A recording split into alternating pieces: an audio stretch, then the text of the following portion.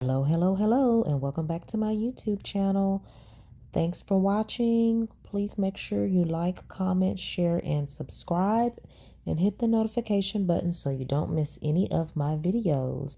I'm going to do a reaction to Jennifer Williams and her boo thing, Christian Gold. They're on the current and I believe last season of Basketball Wives, and their story has been going around because he served 7 years in a detention center for a DV situation when he was 19 years old. And I believe he's like 30 or 31 now or whatever. But apparently he has a warrant out for his arrest because he violated probation. But anyway, there's been a lot of stuff going on or going around the YouTube streets and the blogs about Jennifer Williams and her new boo. They're supposed to be getting married. So when I watched this interview with Carlos King, I was like, no way anybody believes this guy's story. He claims he's innocent. He claims he didn't do anything to this girl. The girl broke her ankles after falling or jumping from the fourth floor of her and Christian's apartment. But he's saying that he just blocked the door so she wouldn't leave and then he left. So anyway, let's listen to the story and let me know in the comments if you believe what Christian is talking about. Does anybody believe what he's talking about? So, Chris, I want you to have the opportunity to talk about your story, because there's a lot of things out there about you, and I'm sure you read some of that. There's, things about you going to prison. There's things about domestic violence charges. There's things about, your career, or you're a scammer.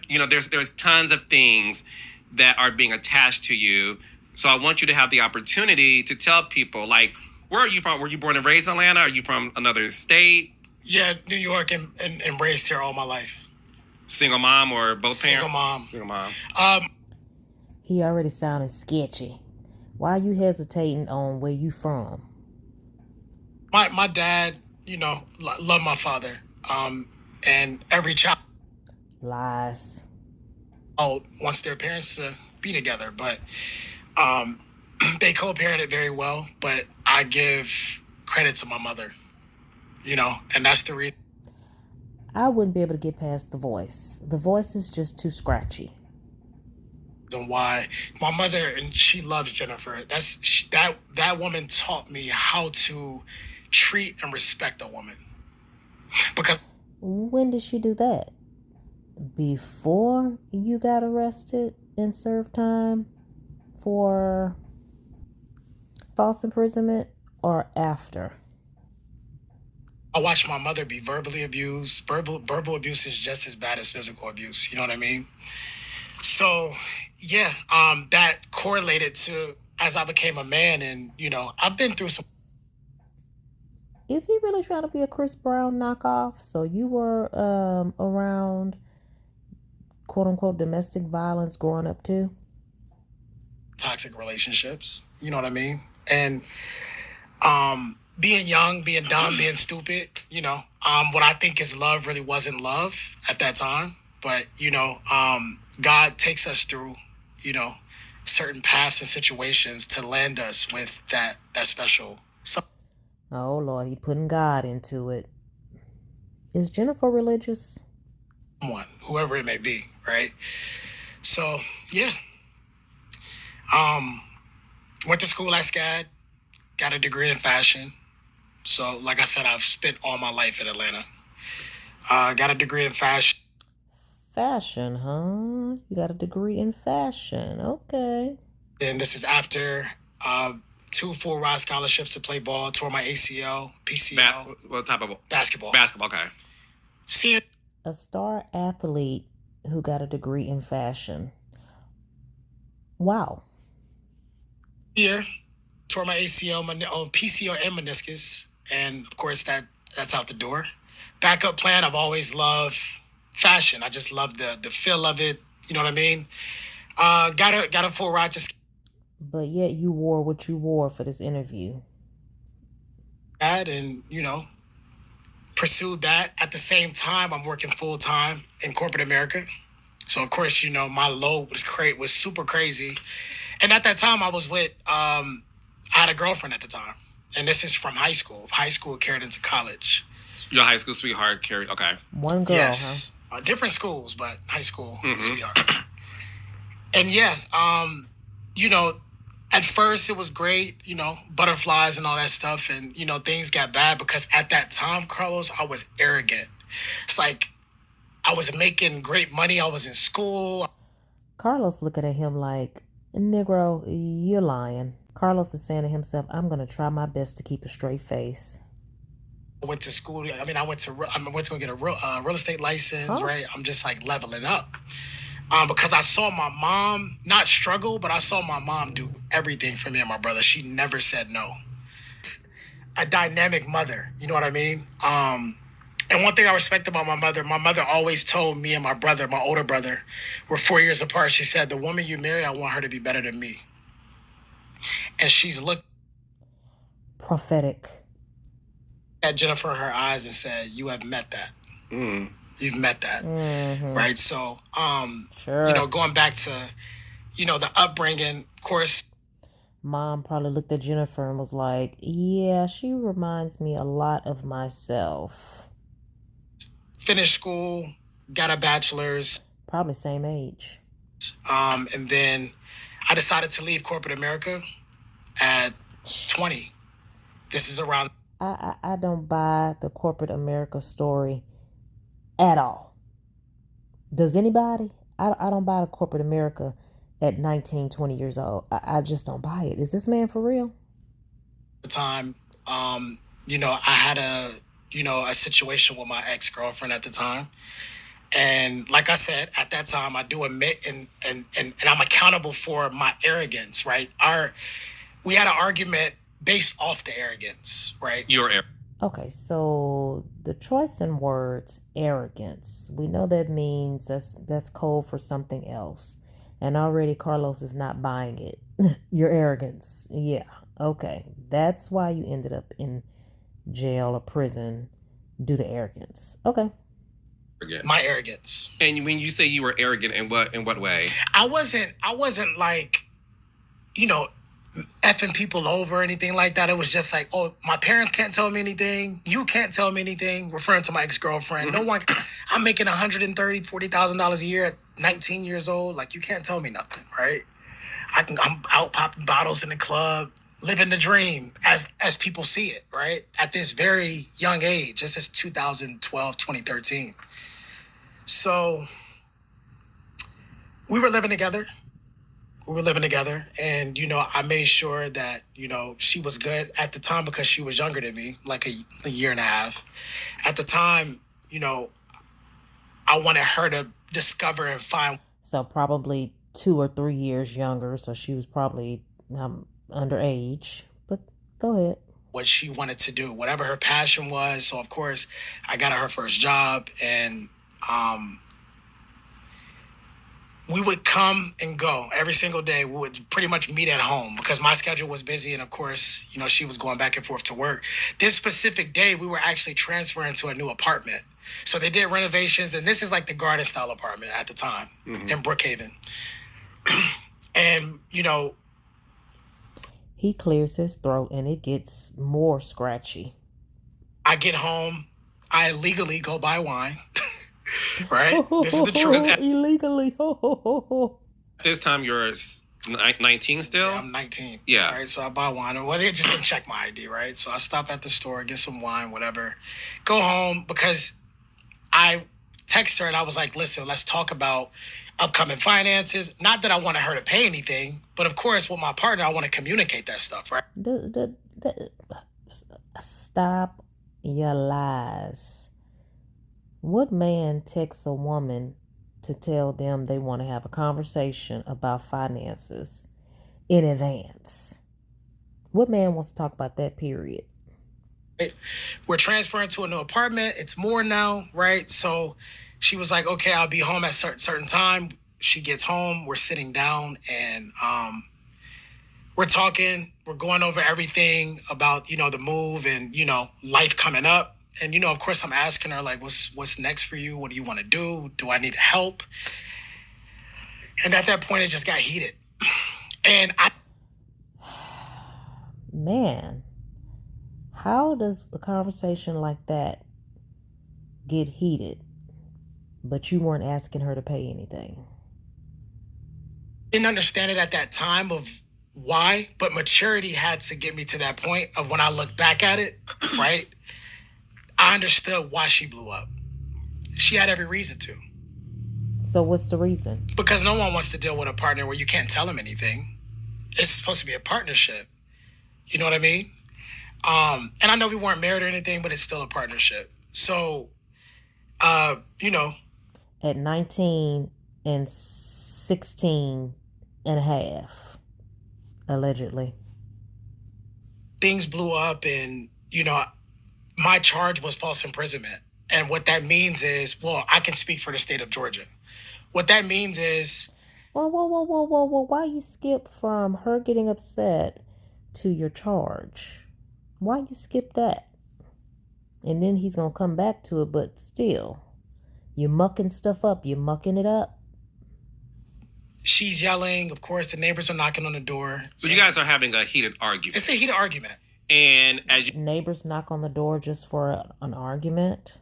Okay.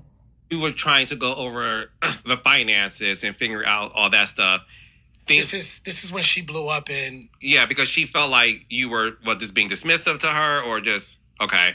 one thing I've grown to understand about women, they want you to sit and not just listen. They want you to understand. You see what I'm saying? Mm-hmm. It's one thing in hearing and then actually listening and understanding.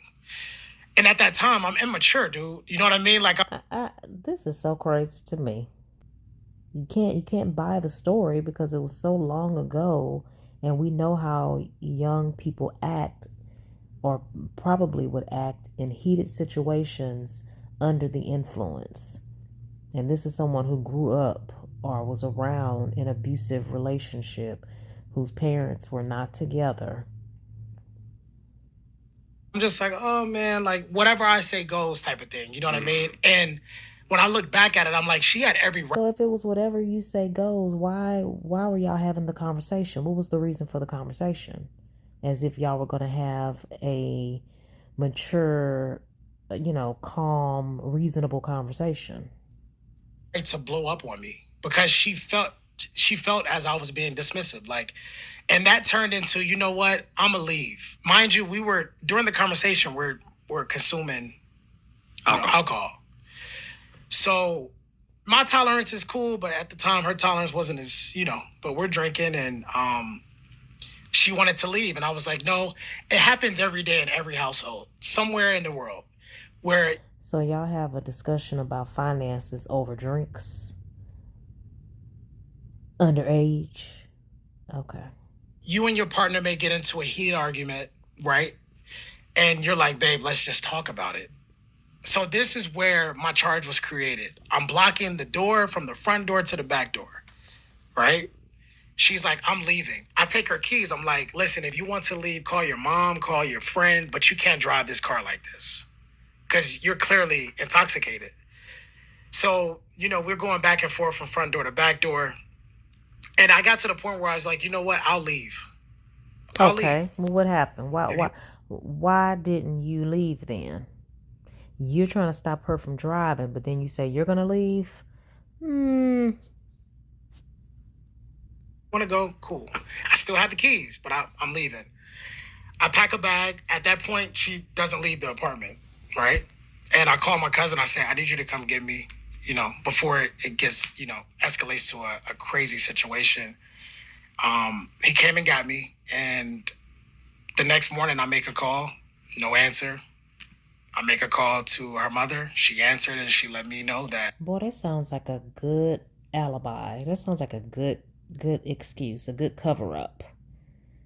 Your cousin comes to get you and you don't hear, say, see, do, fart, fit, eat, nothing until the next morning. She was in the hospital from a jump off the balcony. from. So a garden style apartment is. I'm on the third floor, but at these actually had garages underneath, so it's equivalent to like the fourth floor, because you know what I mean. She jumped off the third floor balcony. Off the third floor. Was she trying to commit suicide? I believe so. I don't want to put those words in her mouth, but I believe so. Why would you even care?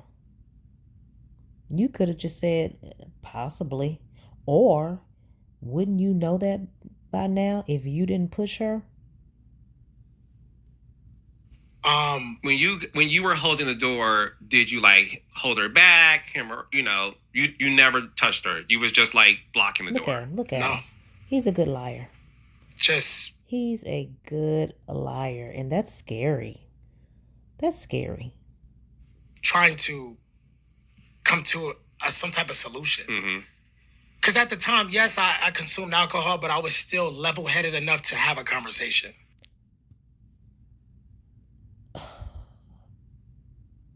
Come to a solution, but what was the problem? You never stated that there was a problem. Like, let's just talk about it. But what I didn't know at the time was that I was committing a crime. I didn't know that, if you block your girlfriend and say, babe, let's just talk about it. I didn't know that. I'm like, this is a common level thing. I'm pretty sure if that's all you did, you would have never gone to prison. So, I was like, you know what? I give up. If you want to go, just go. So then you call her mom, and her mom says she's in the hospital because she jumped off Did she break bones? Yes. Do you know what was wrong? Yeah. It was her ankles. Her. I think she tried to break her fall. I don't know, because I didn't see the fall. Oh, okay. Yeah. So okay. I think. Well, yeah, we know you didn't. See, he's trying to over-explain. Did she try to break her fall? Was it cement that she jumped on? Grass? No. It was cement. So these, like, mind you, we're like above like the car garages that people rent out. So I think that impact, Carlos. you know what I mean? It's different from when you jump out versus jumping jumping down. I don't think that made a difference. It's a different type of impact. I think jumping out probably could have resulted in something worse. You know what I mean? So her mom said, listen, meet me at the apartment. And she has to go into surgery. Of course, I'm devastated at this point. So this is the funny part, too, because it's like mom is just a little too close and too tight with you for you to have, quote unquote, allowed something like this to happen to her child. Because it's someone I still love, right? And I get to the apartment. This is 7 a.m. This is super early. And I get to the apartment. There's a warrant for arrest on my door. I forget. I can't remember what the order says, but I couldn't unlock my door. They changed the locks because what happened was when she fell, the neighbors called the police. Right. Mind you, the neighbors had already heard the argument inside the apartment. So I get there. I'm like, okay, let's go to the leasing office. Well, I pack her bag, right? And I give it to her mom. Let's go to the leasing office. I have to get this key so I can come back. Sorry, I'm speaking fast. Let me rewind. Yeah, you're lying, basically. Because I'm like, you pack a bag? What? You going to get the key? I go to the leasing office. They ask for my driver's license. So basically, what happened was when the police showed up, of course, they had to show up. What happened was, okay, so the story gets very murky here. Now I'm lost. I'm totally lost. It's a dispute, right? I believe they made a call to 24-hour maintenance, like, hey, change these locks. Y'all know Jennifer, right? Jennifer looking like, I don't care if he pushed her or not. It ain't my problem. I ain't got nothing to do with it. This happened a long time ago. He served his time. He has good D. So I'm cool. So when he comes back, we can apprehend him. Okay. Get to the leasing office. I surrender my ID. And they're like, oh, well, we can give you a new key. Just drop it off as you're leaving, whatever. And I'm like, okay, cool, right? They just, whatever.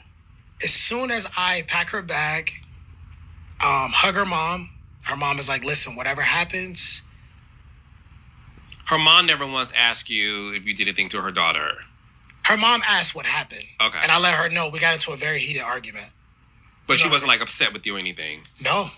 She gave me a hug. We had a very close relationship. She gave me a hug and just let me know if She probably was scared. police get behind you or trail you, whatever, just you're a black man, just Random. Very random. whatever. You'll make bond or whatever it is, right? I get back to the front of the neighborhood, pull through the gate, and it's SWAT team, and you would think I've murdered someone. SWAT? And I'm like, okay. Well, no, you just pushed somebody off a 4th floor balcony, allegedly. Cool. All right. I go do 20-something hours in jail, and they arrested you. Yeah, they arrested me on the spot. On the spot. And that was very traumatizing. Oh God. Here he go, talking about they roughed him up. Of course, I'm literally like, police brutality has been happening for a long time. It's just, it's big now because of like ever since the slaves were freed.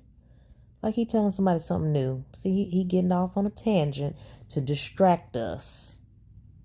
Social media, because it can be recorded, because of body cameras, right? But at that time, reliving that moment, I'm like, listen, I don't have anything on me, and they're like dragging me out the car, slamming me on the ground. I'm just like, listen, I'm not resisting. We don't feel sorry for you. Keep going. Just take me to jail. You know what I mean? I do 20 hours in jail. I bond out, and I go back to my regular life. At the time, I was working at AT&T in corporate America. And of course, my manager understood. I didn't lose my job. I kept my job. And somebody said AT&T call center, not corporate America. I would say maybe probably a week, because the apartments, because of that situation, they filed for eviction. So now this goes on my credit. They said you can't. We know you're transferring to a new apartment tomorrow, but you can't stay here. So now I have to find a new apartment, right? I find a new apartment. At this time, now my ex-girlfriend, she has to take a leave from work. Her mother has to take a leave from work to take care of her daughter, right? And okay, what does that got to do with anything? See, you giving too many details. That mean you lying. We were communicating, like, back and forth. Did she tell the cops you hit her? No. Okay. Yes, she did. No. Yes, she did. See, so you see, he got to say it more than once to try to convince people. Yes, she did. Her were even like, she never blamed you for what happened to her.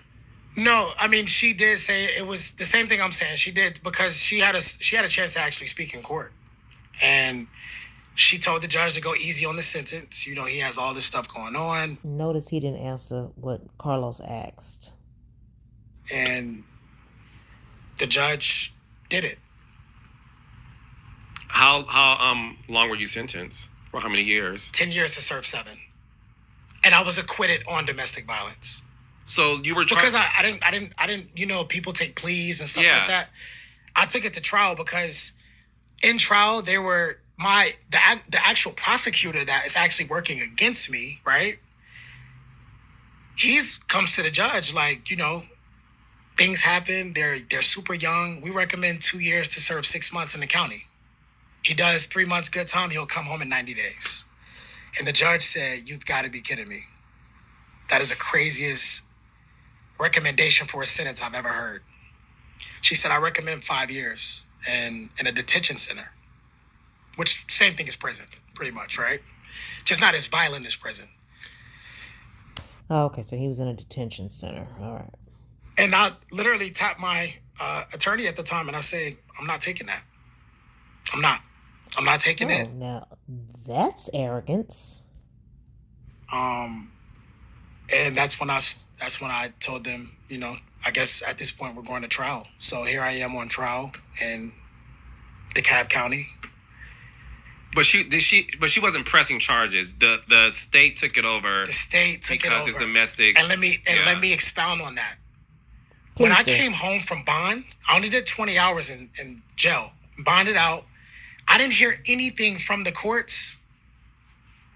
Typically, if someone presses charges, you hear something pretty much, not immediately, but maybe a month or two, right? I didn't hear anything for a year and a half. Mind you, Carlos, this happened when I was 19. I didn't go to prison until I was 21, going on 22. Okay, and what is that supposed to mean? Carlos is like, okay, and So long pause. I would say maybe, yeah, about a year and a half, I get a notice at my new apartment. Mind you, I got evicted because of the what happened. Being blind, what do? I invite her back in to move into the new apartment. So you were the blind one. You were the blind one for letting her move back in? This sounds like they were in a volatile, abusive relationship. That's the only way that girl would ever speak to him, let alone move in with him. You got to be kidding me. He crazy, allegedly. We've tried to figure it out, and guess what? I wouldn't say I let her move in, but leaving an overnight bag turned into clothes hanging up in the closet. Clothes hanging up in the closet turned into, you know what? You can have a key. You can turn the lock whenever you want. So it wasn't a thing of we're living together like an everyday thing, but yeah, it got to that point where we were still communicating. We were actually still communicating up until a day before my trial started. What happened? We were just communicating. No, why did you guys stop the day before your trial happened? Well, my trial was 3 days. Third day of trial, I'm being sent to prison. It's no turn-in date. Okay, we didn't ask you about you going to prison on the third day. He said, why did y'all stop talking the day before the trial? I mean, that's a good question. Is it because the lawyers advised it? Is it because you were trying to convince her not to testify against you and she changed her mind? It's nothing. She's like, you got to surrender today. So when she was on the stand, was she defending you or saying like... Yeah, I would definitely say yes. She wasn't there like, oh, send him to prison. He's a bad person. That's not defending just because you don't say send him to prison. That never came out of her mouth. Now he playing with my intelligence. Ever. It was just literally the judge asked her, what do you recommend for sentencing? And I remember it. I remember that part vividly where the judge asked, what do you recommend for sentencing? You don't remember the other part. You don't remember what she said about what happened. Okay. And she said, don't go hard on his sentencing. Because even after my conviction, where the jury convicted me or they found me not guilty, they read the first count, domestic violence, jury found you not guilty. Second count, false imprisonment, which I admitted to, right? I did admit to it. I never told the detectives in interrogation that I didn't do it. I was like, listen, I was just trying to hold the door and have a conversation, right? And they found me guilty on false imprisonment. Because you left some details out. It wasn't as simple as you holding the door. You left some things out, buddy.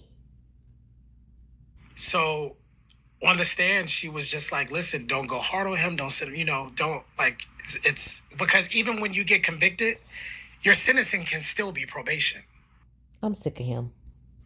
You get what I'm saying? Mm-hmm. Just because you get convicted, I mean, Donald Trump just got convicted, but he didn't go straight to prison. You know what I mean? Mm-hmm. And the judge, I remember her, she said, I accept your recommendation, but I'm going to make an example out of him, and I'm going to give him 10 years to serve 7 in a state prison. And for false imprisonment. And there's a lot of states where false imprisonment is actually a common level misdemeanor, where it's just like, at worst, if they do convict you, you'll do maybe a couple of months. Yeah, and just so I'm clear, the false imprisonment was what exactly? Like, did you show a fake ID? Like, what was the False imprisonment is when it Fake can. ID. False imprisonment is when you hold someone against their will. So on my indictment, anyone can find this online. All right, I'm an open book, and this is another reason why I just speak about this. Right, it's like a conviction that comes over me because my story can either help people or people can say, you know what, I don't care. It is what it I don't see how this story is going to help anybody because you're leaving out the details. is, right? But at least the people I'm helping, that's who I want to help. On the indictment, it said kidnapping. And I'm like, whoa, whoa, whoa, whoa, whoa. Kidnapping is when I say, I grab you, I put you into a room, and I close the door. That's 25 to life. False imprisonment is when you're just blocking someone from leaving a space. Whether it be a door or an entryway, that's the difference. And they gave you 10 years the maximum sentence? 10 years is the max sentence. So when she was trying to leave, you never pulled her back inside? Maybe that's why I said kidnapping. Look, Carlos' mouth. And the split sentence, so when I say 10 do 7, right? That's a split sentence. So you're not obligated to do, let's say I did day for day. I wouldn't do 10 years day for day. I would do 7 day for day. But I actually got out on good time. I went to prison, wrote my first book, became a best-selling author on Amazon. Actually wrote my second book, which still hasn't been published yet. But I used that time. At first, I didn't understand. I'm like, why me, God? Like, why me? And I hope Ernesto got his book ready. as I was getting through my sentence, I was like, I get it. And it went back to Christian's arrogancy. You couldn't tell him anything. Either I was going to end up dead or where I was. So I came to a point of acceptance, like, you know what? I'm going to label this a spiritual retreat. I'm still young. I'm still a baby. You know what I mean? And I'll overcome this. So I turned a negative into a positive, even though prison is a very negative environment. It's very dangerous. It's very violent. All right, so anybody listening believe Christian's side of the story? Did this man really do 7 years in a detention center / prison for blocking the door so his then allegedly underage girlfriend wouldn't leave the 4th floor apartment? Did he really serve 10 years in prison because he called his cousin during their heated argument, him and his girlfriend's heated argument? He called his cousin to come pick him up, and he did not see, hear, eat, sleep, pinch, fart, burp this girl until the next morning when he called and nobody answered or whatever. Then he called the mama, and the mama told him, she's in the hospital. Is that why he served 10 years? Or 7 years? You got to be kidding me. Jennifer's attitude is that she just doesn't care because it's in the past. She thinks she knows him now. And she don't care. She probably has no attachment with this man. They probably have a prenup. They don't have any financial ties. She don't care. He's just arm candy. So he can get in these interviews and get on, YouTube and lie through his teeth all he wants to. And then it gives Jennifer a storyline. I'm not impressed with his looks, his fashion, his vocal cords, or his story.